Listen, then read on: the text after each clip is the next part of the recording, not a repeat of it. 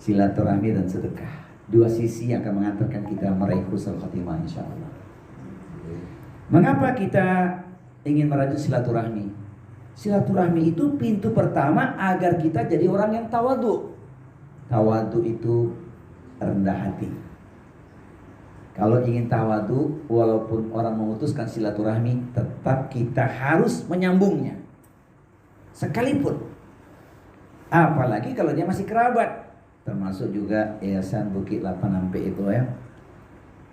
Mungkin bukan hubungan darah langsung, tapi terasa dekat. Masya Allah. Maka ada harapan bersahabatnya karena Allah.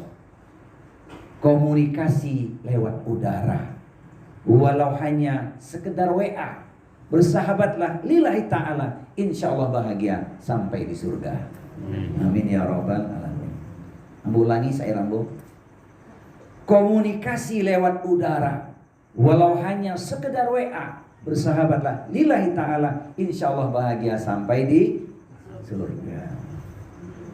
Jadi bertemu karena Allah, berpisah karena Allah. Wa rajulani tahabban fillahi ijtama alaihi wa tafarraqu alaihi. Dua orang yang mencintai saudaranya karena Allah, bertemu karena Allah, berpisah juga karena Allah. Jadi kalau kita bicara silaturahmi kan memang perintah Allah. Wattaqullaha alladzi tasaaluna bihi wal arham innallaha kana 'alaikum raqiba. Dan bertakwalah kalian kepada Allah yang dengan namanya kalian saling meminta. Kemudian peliharalah hubungan silaturahim. Terutama diawali dengan hubungan internal yang masih ada faktor nasab, hubungan darah. Kemudian dilanjutkan kepada orang beriman dan kepada siapapun. Inilah indahnya silaturahmi. Apa manfaatnya? Sudah sering kita dengar tuh. Manfaatnya pertama, karena perintah Allah pasti besar pahalanya. Ini perintah Allah. Sebaliknya memutuskan silaturahmi ancamannya berat, tidak akan masuk surga. Lahirul jannah qati'ur rahim, tidak akan masuk surga orang-orang yang memutuskan silaturahmi. Pengertian tidak masuk surga bukan kekal selamanya, tapi dia mendapatkan siksaan terlebih dahulu karena kezaliman yang dia buat kepada saudaranya. Makanya silaturahmi membebaskan sekat hati. Apa kalau pagi asal apanya Pak? Minum kopi roti ya. Memang nikmat secangkir kopi, apalagi ada sepotong roti. Jangan kita saling membenci karena kita satu hati. Insya Allah. Orang beriman tuh. Baik. Kemudian kalau ditanya manfaat lain, pasti ya dalam silaturahmi ini ada majelis ilmunya, malaikat mengaminkan doa kita. Jadi banyak doa dikabulkan, asbab kita menyambung silaturahmi, doa kebaikan dan seterusnya. Termasuk diantaranya dua perkara, panjang umur, luas rezeki. Nah itu kira-kira diantaranya kalau kita ngomongin manfaat silaturahmi. Belum lagi menjadi ruang dakwah, saling mengingatkan dalam kebenaran dan kesabaran. Lepas beban ketika sudah jumpa, apalagi sekian lama karena faktor pandemi. Lah berapa tahun Pak enggak bersobo Pak? Terakhir 2000. Aduh 3 tahun lebih harus ya. 2020 sampai gini ya. 2009 balik. Sementara pandemi itu, aduh kawan-kawan lama meninggal dulu. Oh, banyak. Itulah guna bersobo, mendoakan. Semoga teman kita yang mendahulu itu meninggalnya dalam keadaan mereka mendapat gelar syahid akhirat. Kenapa syahid akhirat? Karena Rasul mengatakan, ma yusibul muslima min nasabin wala wasabin wala hammin wala huznin wala adha wala ghammin kata syaukati yushakuha illa kaffarahu biha min khotoyahu. Tidaklah satu musibah ditimpakan pada diri setiap muslim, penderitaan, kesedihan, gangguan, gundah hati, bahkan sekalipun duri yang menusuknya, kecuali menjadi penghapus dari dosa-dosa dan kesalahan-kesalahan. Jadi Bapak Ibu sekalian, kalau kita sedang mengalami yang tidak menyenangkan, ingat hadis Nabi Bukhari Muslim ini, sakit diantaranya penghapus dosa. Ada pertanyaan, Ustadz mendingan mana? Sehat terus dosa bertambah atau sakit dosa diampuni? Sehat terus, dosa bertambah. Sakit, dosa diampuni. Pilih mana? Kalau dapat jangan dua-duanya. Sehat dengan diampuni. Biarlah sehat, dosa diampuni. Ya itu dia. Tapi kan nggak semua orang selalu sehat, betul nggak? Nah, maka ketika sakit ingat hadis Nabi itu. Yang penting saat sakit kita bersabar dan tetap ibadah. Itu yang paling penting. Maka ada kaidah.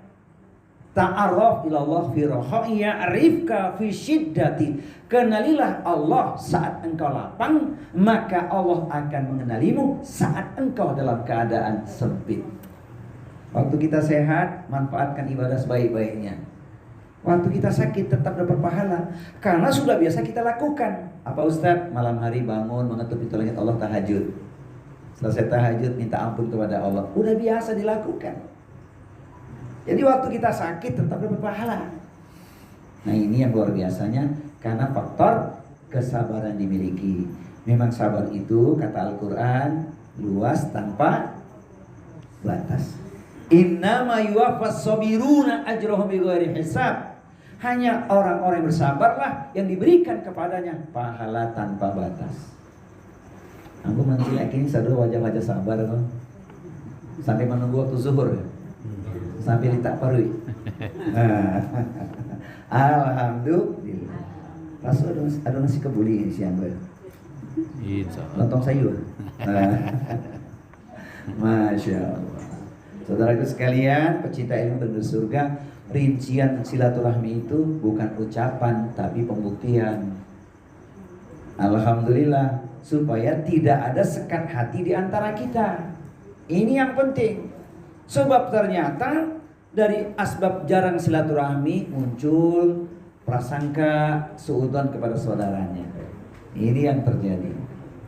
Maka oleh karena itu kita ingin semangat silaturahmi itu kita lanjutkan. Dan ternyata Bapak Ibu sekalian pecinta penduduk surga, orang tua kita yang telah tiada, kemudian kita menyambung silaturahmi dengan om kita, tante kita, itu mengalirkan pahala untuk orang tua kita. Itu yang dikatakan Rasul ketika beliau menjawab pertanyaan sahabat. Ya Rasulullah, orang tuaku sudah tidak ada, ibuku sudah tidak ada, kau masih punya bibi? Masih ada Pak Ete? Lain, itu kira-kira ya. Pak Ete masih ada, Pak Adan masih ada. Sambung silaturahmi, maka mengalirkan pahala untuk orang tua kita. Itulah keutamanya. Maka anak-anak kita harus kita kenalkan dengan karib kerabat. Termasuk juga dengan kawan-kawan kita yang baik. Ini akan mengalirkan pahala. Karena sebagian kita kan sudah menjadi yatim piatu. Betul Pak? Maka kalau masih punya orang tua,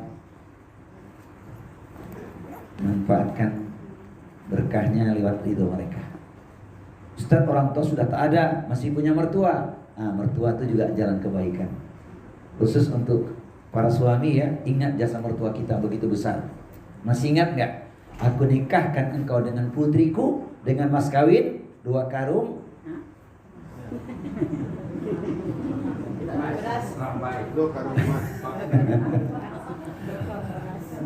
Dulu pakai apa tuh mas kain awak ya? Masya Allah. Atau segenggam?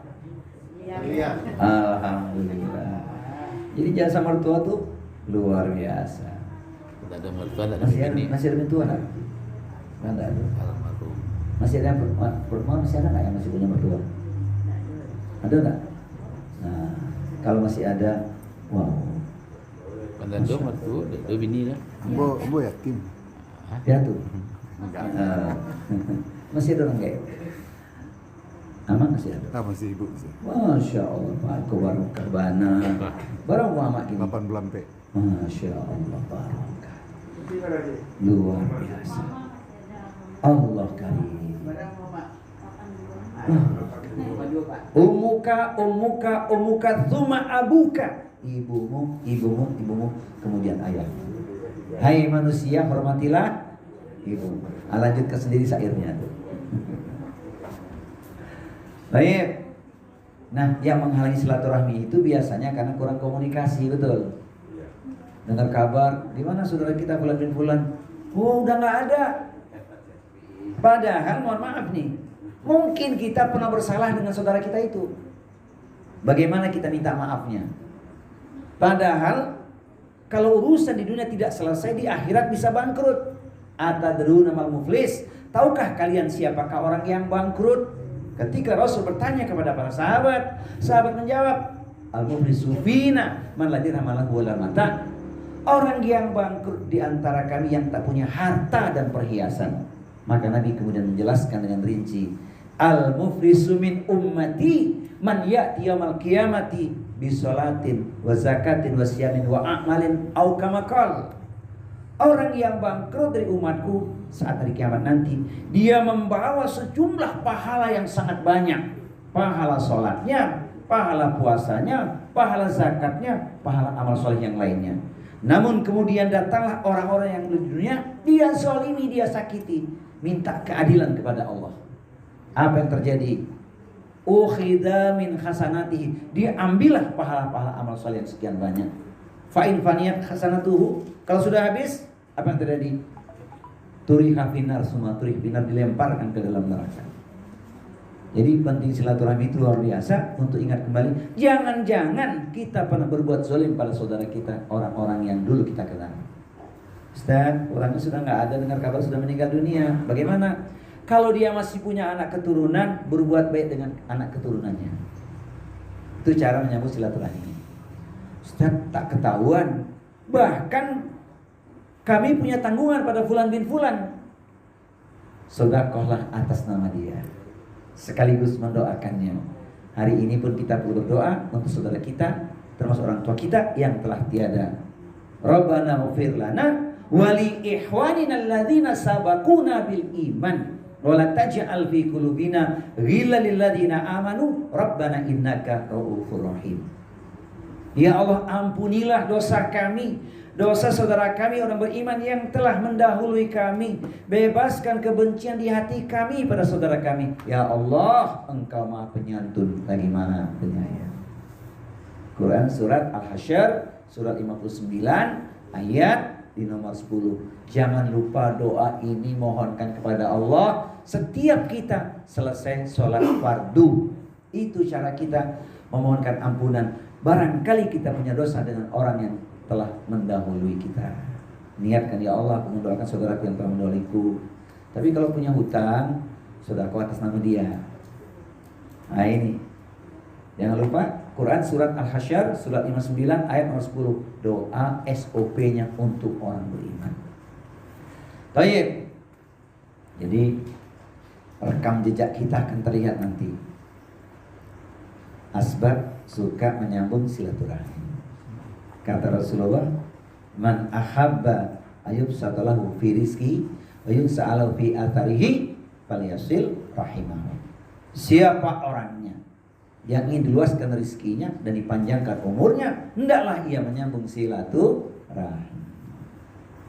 Kalau ke Ciambon, hari ini kita mengaji, bertemu teman-teman Bukit 86, hati pun senang. Siapa suka silaturahmi, rizkinya luas, umurnya panjang. Amin. Amin ya Rabbal alamin. Hafal lu? Baik. Masya Allah, luas sekali bicara tentang silaturahmi. Ada ruang-ruang kebaikan di dalamnya. Nah, semoga pesan pertama ini dapat kita lanjutkan. Jangan kita anggap sepi urusan silaturahmi, menyambung silah, ya, kekerabatan. Walaupun kita bukan satu darah, tapi ada nilai ukhuwah Islamiyah. Orang beriman itu membenci saudaranya 3 hari saja tidak halal. La yahillu li muslimin ayyahjura akhahu fawqa thalathin. Tidak halal bagi muslim mendiamkan saudaranya dengan kebencian lebih dari 3 hari. Ikhwatan alabiyah bukan cuma 3 hari, 3 tahun. Dapat aku sapa. Satu majelis ilmu pula, bertetangga pula. Nah, kalau ada seperti itu, kita jadilah mediator untuk mendamaikan. Siapa dia? Mediator. Media Waiman. Amin ya Rabbal alamin. Jadi beliau seorang mediator ini, Masya Allah. Mediator untuk kebaikan tak apa-apa lah ya. Cocok nggak Haji? Amin, Amin amin. ya Rabbal Amin. Baik. Saya ingin meluaskan ya. Ini bab silaturahmi ini mungkin saya cukupkan dulu. Tapi bab sedekah itu panjang sekali. Mohon maaf durasinya sampai jam berapa buat saya? Ini Menjelang sampai ya. Ya. sampai jelang zuhur ya. Dan zuhur. Nggak lama, tinggal setengah jam lagi itu. Ya. Nanti kalau ada sedikit waktu buat soal jawab bolehlah kita. Barangkali waktunya cukup. Nah, saya meluaskan yang kedua, yaitu sedekah. Apa sih sedekah? Sedekah itu kata Rasulullah, kullu amrin bil ma'ruf sedekah. Setiap perbuatan baik itu nilainya sedekah. Sedekah lisan, kullu tasbihatin sedekah. Setiap ucapan tasbih subhanallah sedekah. Kullu tahmidatin, ucapan alhamdulillah sedekah. Kullu tahlilatin, ucapan la ilaha illallah itu sedekah.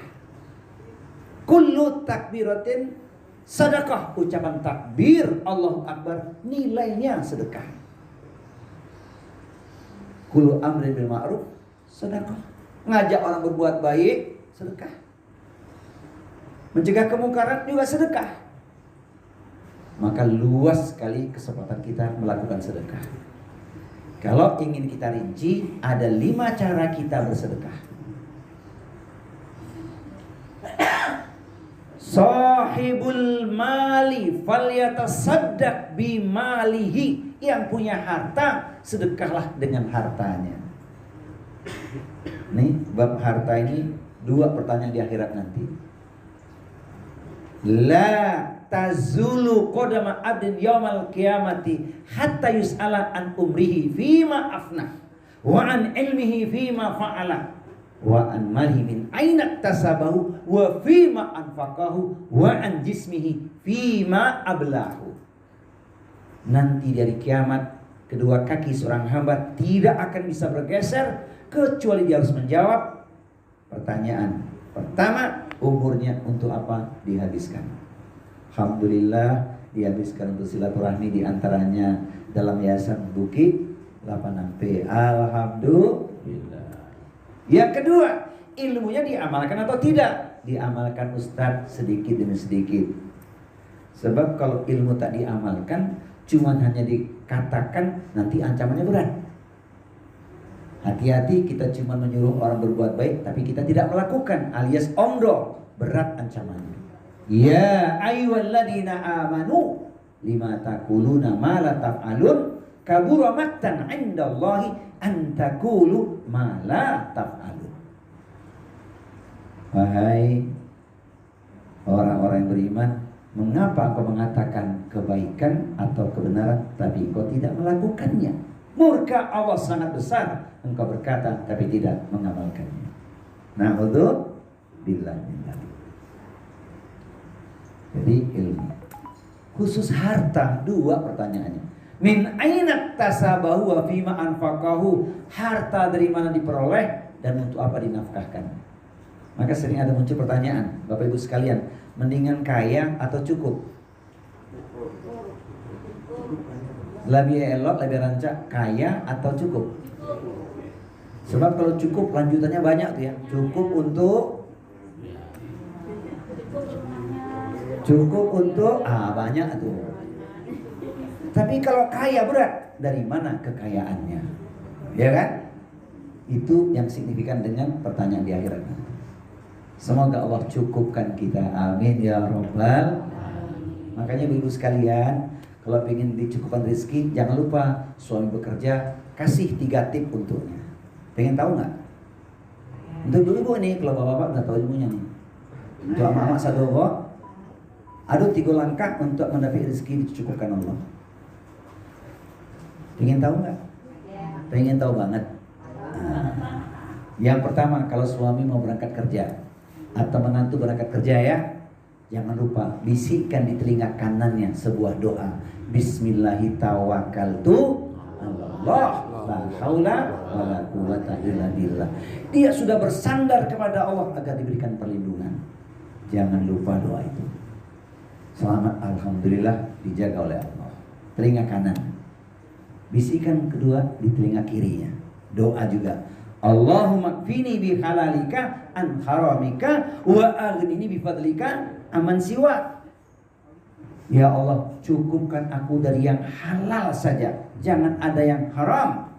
Dan cukuplah aku hanya meminta kepadamu ya Allah, tidak meminta kepada makhluk atau kepada orang lain. Sudah berapa Bu caranya Bu? 2. Yang ketiga jangan lupa, ketika suami atau menantu mau berangkat ya, istrinya bilang apa kan semuanya? Kalau ke berangkat karaju anak ibu. Itulah biasa tuh. Cium tangan dulu kan? Ampun ibu kecek kan? Nah, halal banyak bawa pulang. Masya Allah, mantap. Iya kan? Ini kalau saya ditalim ibu-ibu, saya katakan begini, Bu, jangan lupa suami kerja, cium tangannya, katakan kepadanya, hati-hatilah bang di jalan, tundukkanlah pandangan, fokus pada pekerjaan, jangan lupa pulang bawa tekwan. Bu, tunggu dulu, belum berakhir ini. Syairnya masih ada ini. Si bapak, si suami bilang apa sama istrinya? Pesanmu takkan kulupakan, pandangan kutundukkan, aku fokus pada pekerjaan. Jangankan tekwannya kau inginkan, kapal selam pun aku belikan. Apa kapal selam Pak? Pempek. Alhamdulillah. Itu pesan pertama Bu ya. Pesan kedua apa? Ya. Pesan kedua begini Bu, berangkatlah bang dengan tenang, doaku menyertaimu sepanjang siang, tak mengapa larut malam kau baru pulang, yang penting bawa.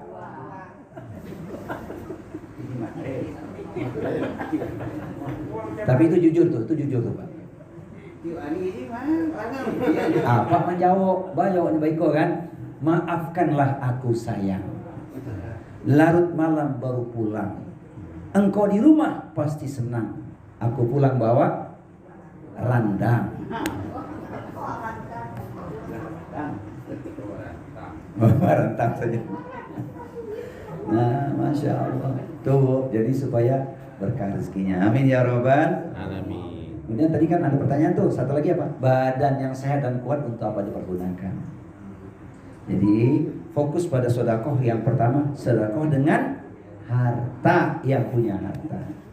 Kedua, sahibul ilmi falyatasaddaq bi ilmihi, yang punya ilmu sedekah dengan ilmunya.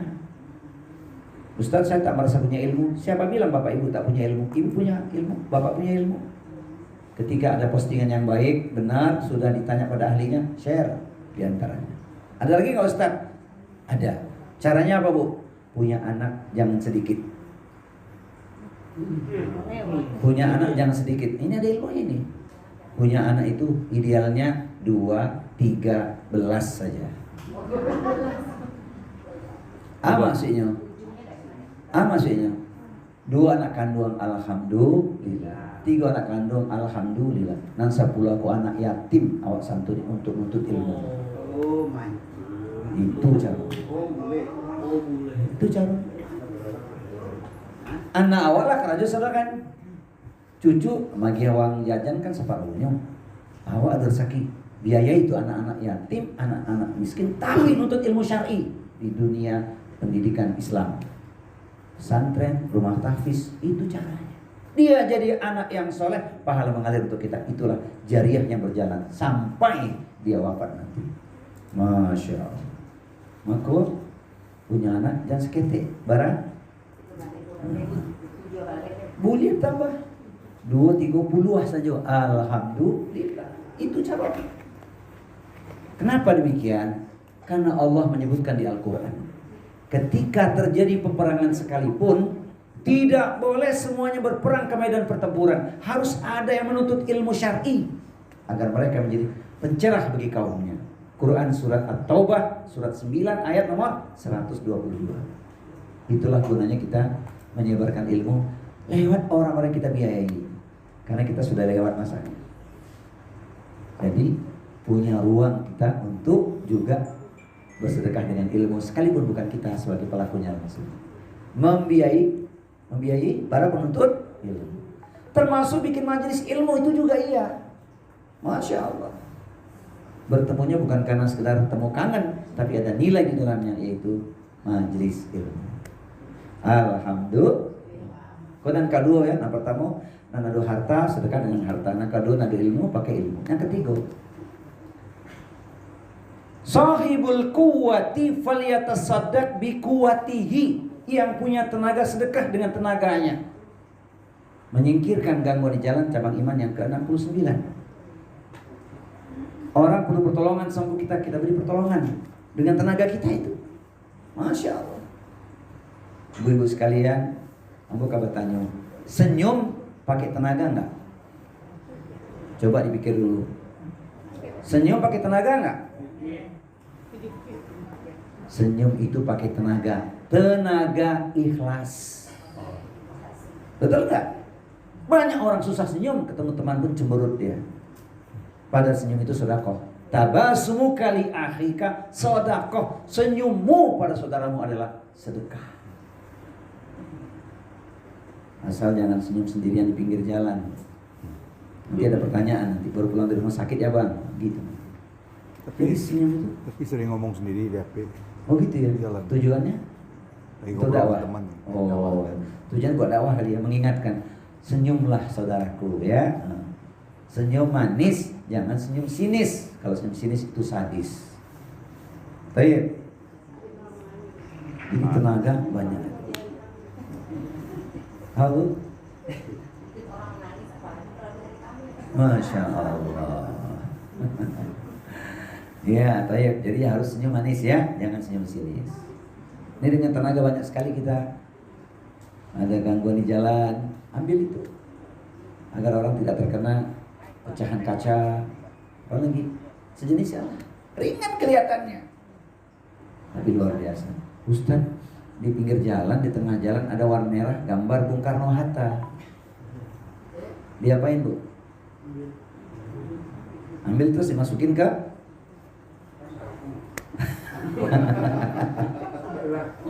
masukin ke kotak amal ya, bukan milik kita ya. Masya Allah.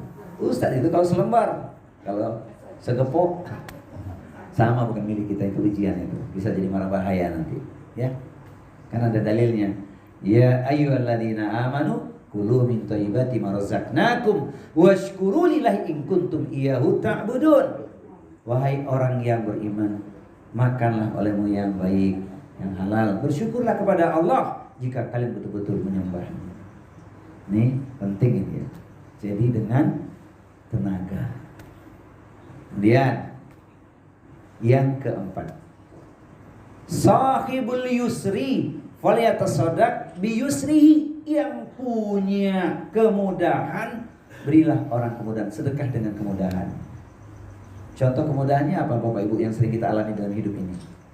Kawan kita perlu bantuan, pinjam uang sama kita. Sekian lama kita tunggu belum dikembalikan. Apa sikap kita?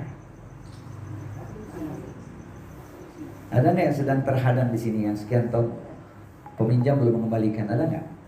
Saya mau kasih ilmunya nih. Ada. Karena barangkali dia mengalami kesulitan. Tapi berniagalah kepada Allah. Kalau orang tersebut tak mampu, ya. Bagaimana caranya? Quran surat Al-Baqarah surat 280.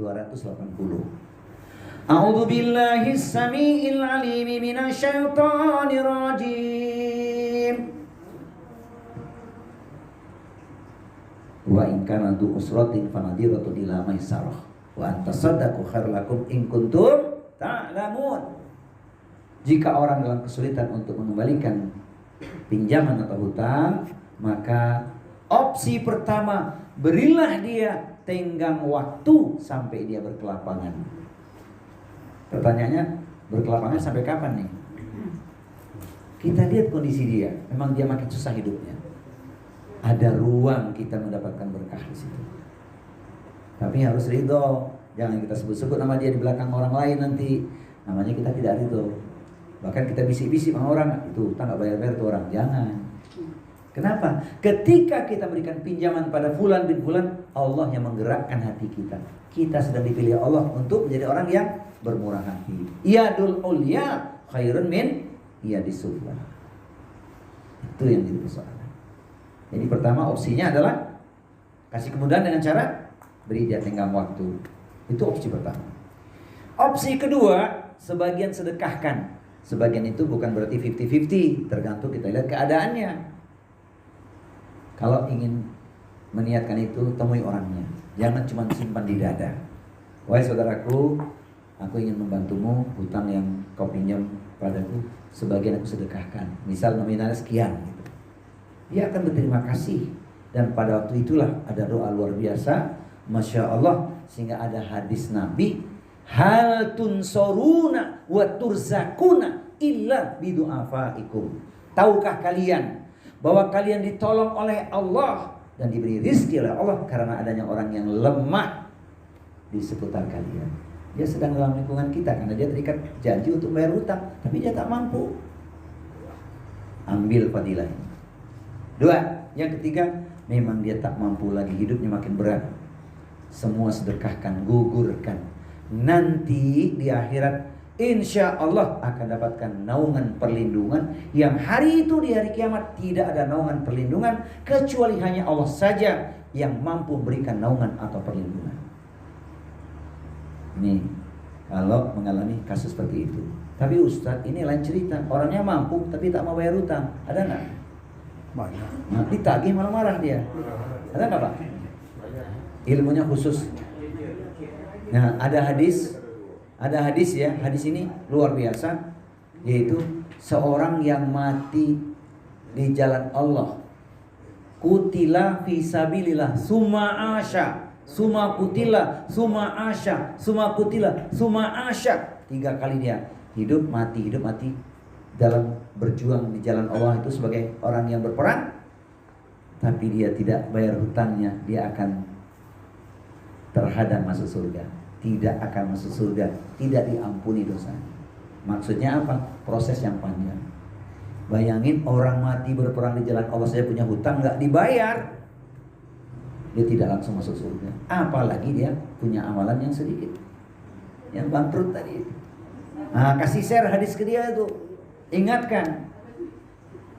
Tapi bagi kita Bapak Ibu sekalian, kembali kepada awal, beri orang kemudahan, berniagalah kepada Allah. Man yassara ala mu'sirin yasrah dunia wal akhirah. Siapa orangnya yang memudahkan urusan hutang saudaranya, maka Allah akan memudahkan urusannya di dunia dan di akhirat. Jadi ternyata uang itu, harta itu adalah ujian. Innama amwalukum wa auladukum fitnah wallahu indahu ajrun azim. Sesungguhnya di dalam hartamu juga anak-anakmu merupakan cobaan atau ujian. Di sisi Allah ganjaran yang besar. Pertanyaannya Bapak Ibu sekalian, kalau kasus tadi kita alami, 1, orang kita kasih tenggang waktu sampai dia berkelapangan. 2, sampai kita lihat lagi nggak mampu separuh, kita sedekahkan. Puncaknya kita ikhlaskan. Prakteknya ringan, enteng, gampang atau mudah? Bu, prakteknya ringan, enteng, gampang atau mudah? Berat. Jangan kecek barek, makin barek beko. Insya Allah. Karena kita nanti di akhirat berat sekali ujiannya. Fitnah luar biasa di akhirat nanti. Barangkali dengan itulah kita akan selamat. Hakikatnya harta milik siapa? Milik Allah. Wa ma bikum min ni'matin faminallah. Apapun yang di tanganmu adalah milik Allah. Semua dari Allah. Quran surat An-Nahl surat 16 ayat nomor 53. Pegang aja itu. Jadi kita berniagalah kepada Allah karena kita masih diberikan Allah pertolongan. Nah, mudah-mudahan setelah ini kita memudahkan urusan orang. Termasuk itu diantaranya. Jangan orang dipersulit, ya. Bikin orang mudah. Masya Allah. Ustaz, boleh nggak kalau kita meniatkan gugur hutang seseorang tapi tidak kita katakan, atau kita katakan dengan kalimat tersendiri? Misal begini, hutangmu kepadaku nggak usah bayar, itu zakatku untukmu. Boleh nggak? Tidak boleh. Ya, zakat itu yang ada di tangan kita, dibersihkan. Tapi kita katakan, aku sedekahkan untukmu, sebagaimana ayat tadi Al-Baqarah 280. Itu yang benar. Nggak boleh kita bilang supaya zakat kita berkurang ya, yang di tangan orang aja. Itu yang kamu tuh zakatku, nggak boleh. Zakat ada skala khusus. dibersihkan dari yang kita miliki. Tapi kita katakan, aku sedekahkan tuh. Kan sedekah itu skala luas. Masya Allah. Nah tadi ayatnya dibaca tuh kan, jangan sampai sedekah kita tuh nggak bermakna. Kenapa? Kita sebut-sebut, ya. Kita katakan A, B, sesungguhnya kita tidak ikhlas. Hati-hati. Kamu tak tahu diri sudah aku tolong nodong kamu. Ingat nggak merantau pertama kali kemana? Ke Tangerang. Jumpa siapa? Sekarang kau sudah kayak lupa pada diriku. Sedekahnya habis tuh. Nggak ada nilainya. Padahal in ahsantum li anfusikum wa in asatum falaha. Saudaraku sekalian, pecinta ilmu penduduk surga, kita ini kan pengen dapat gelar istimewa. Apa gelarnya? Takwa, gelar takwa. Gelar takwa itu termasuk diantaranya adalah memaafkan orang yang zalim kepada kita. Dia menyakiti hati kita, hak kita dihadang sama dia. Ruang istimewa bagi kita memaafkan. Pahalanya besar. Jangan mimpi jadi orang takwa kalau masih menyimpan dendam pada seseorang. Syaratnya itu wal afina anin nas, memaafkan kesalahan orang. Ustadz, kalau orangnya zolim sudah dimaafkan, boleh nggak kita balas kezolimannya? Boleh nggak? Membalas orang yang buat zalim sama kita, boleh nggak? Boleh kalau sepadan. Saya bacakan ayatnya. Wa jazaa'u sayyi'atin sayyi'atun mithluha. Barang siapa yang dizalimi dibolehkan membalas sepadan dengan yang dia lakukan. Ini persoalannya, kalau membalas orang itu sama, kurang atau lebih? Kalau membalas biasanya kata orang Betawi, ente jual. Kalau di orang Awak tuh, Pak. Ada enggak istilah orang Awak tuh? Kalau orang Betawi kan ente jual gue beli. Kalau orang Awak istilahnya tuh. Nah itu ya. Nah, translate-nya begitu ya.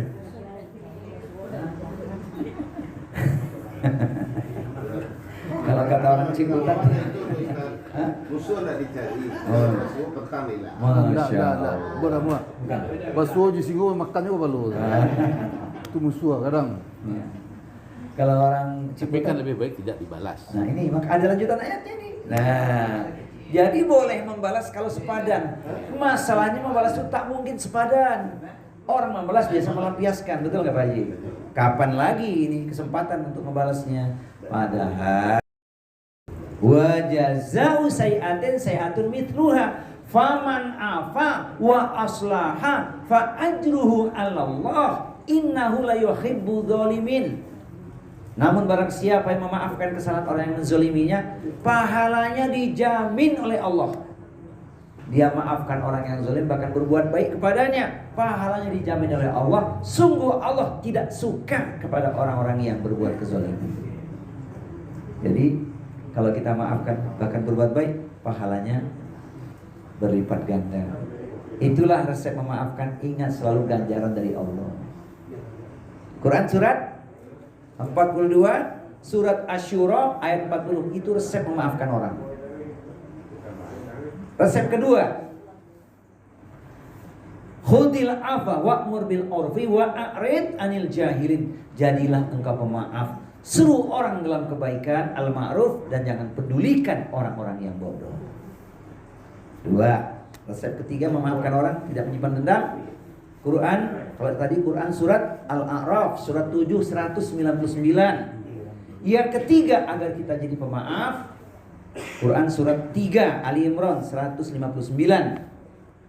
Fabima rahmati minallah lintalahum walau kunta faddan ghalidul qalbi lam faddu min hawlik. Berkat rahmat Allah ya Muhammad, engkau berlaku lemah lembut. Sekiranya engkau berlaku kasar, maka akan terjadilah pertikaian. Orang akan menjauh dari dirimu. Jadi lembutkan hati kita. Ingat ganjaran besar dari Allah. Bahkan kita disuruh mendoakan orang tersebut, mintakan ampunan kepada Allah. Kalau nggak selesai, bermusyawarah wa syawirhum fil amri.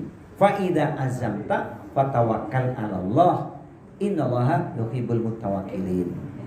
Kalau kau sudah membulatkan tekad melakukan yang terbaik, maka berserah dirilah kepada Allah, karena Allah mencintai orang-orang yang berserah diri atau bertawakal kepadanya.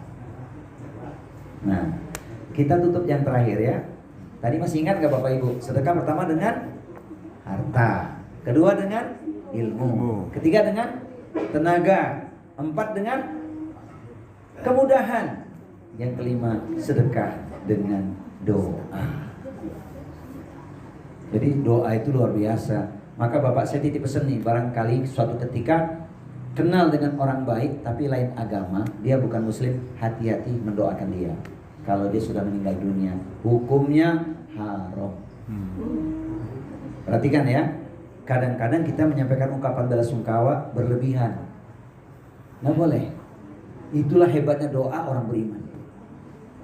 Kalau dia sudah meninggal dunia, selesai urusannya. Tapi memberikan bantuan pada keluarganya, makanan, minuman, apapun boleh. Cuman doa yang tidak boleh untuk si mayit. Maka jangan bilang almarhum untuk orang non muslim. Almarhum itu dari kata rahimahullah, Allah merahmati. Artinya terkandung doa. Mendiang, gitu aja. Kadang-kadang kan Pak RT, Pak RW, ada Pak RT di Siko? Ada nggak? Pak RT. Nah, kok perlu dicek loh. Pak RW ada nggak Pak RW di Siko? Ada Pak RW? Lurah ada? Ada lurah, masya Allah. Kan kadang-kadang ada warganya meninggal dunia, betul nggak? Kita sebagai RT RW suruh kasih sambutan, kan sering seperti itu kan? Sebagai warga, apalagi sebagai katakan orang sesepuh di situ ya, lafaznya jangan keliru, jadi dosa. Kadang-kadang kan begitu. Kami menyampaikan ungkapan belasungkawa atas wafatnya almarhum itu. Semoga mendapatkan tempat yang layak di sisinya. Enggak mulia tuh. Joshua Tabarak kami Enggak mulia Pak. Jadi dosa. Saya ingin supaya ngaji kita agak asyik ya, Ibu, supaya pas banget. Ibu tolong buka Quran terjemahnya ya, supaya ini pas banget nih. Kadang-kadang kita lupa. Terjemahnya aja di HP juga boleh. Itu ada terjemahnya nggak? Di HP boleh atau boleh? Surat 9 113, larangan mendoakan orang kafir kalau sudah meninggal dunia. 113, artinya aja. Langsung artinya. Tidak pantas bagi Nabi dan orang-orang yang beriman memohonkan ampun kepada Allah bagi orang-orang musyrik, sekalipun orang-orang itu kaum kerabatnya.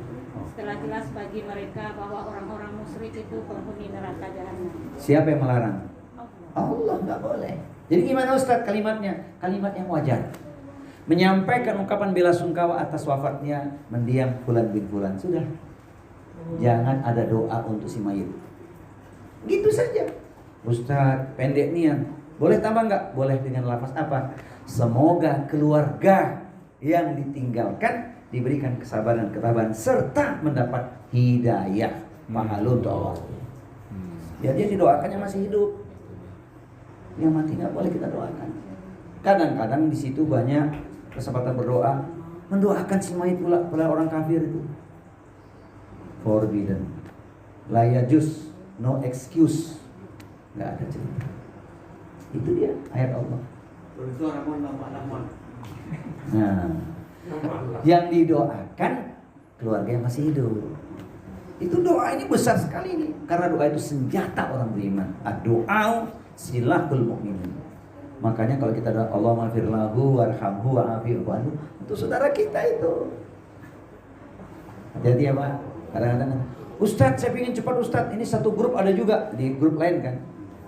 Ibu Bapak punya grup berapa Bu? 10, 20, 25? Banyak ya grupnya kan? Sebar kebaikan, kalimat yang baik saja. Seperti syair bunga mawar. Bunga mawar memang berduri, namun indah dipandang mata. Orang takwa punya bukti menebar kebaikan dimanapun dirinya berada.